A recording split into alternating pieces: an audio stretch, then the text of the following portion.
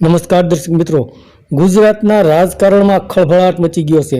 એમાં પણ કોંગ્રેસ પાર્ટીને મોટો ફટકો પડ્યો છે, કારણ કે દિગ્ગજ નેતાઓ અને ધારાસભ્યોએ રાજીનામા આપી દીધા છે અને કોંગ્રેસમાંથી રાજીનામા આપી દીધા છે અને ધારાસભ્ય પદેથી પણ રાજીનામા આપી દીધા છે।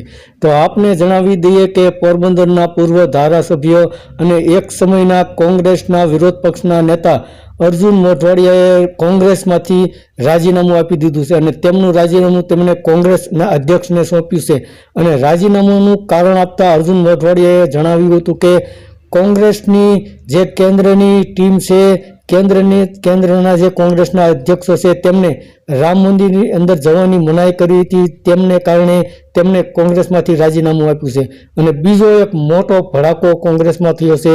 અમરીશ ડેરે પણ રાજીનામું આપી દીધું છે, કારણ કે થોડા સમય પહેલા જ તેમણે કોંગ્રેસમાં પાર્ટી વિરુદ્ધ કામ કરવા બદલ કોંગ્રેસ પાર્ટીએ તેમને 6 વર્ષ માટે સસ્પેન્ડ કર્યા હતા।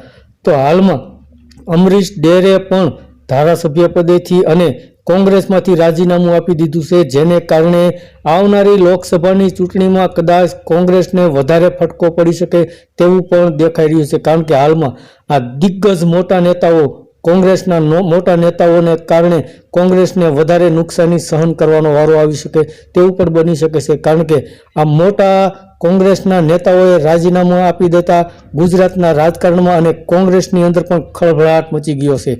ધન્યવાદ દર્શક મિત્રો।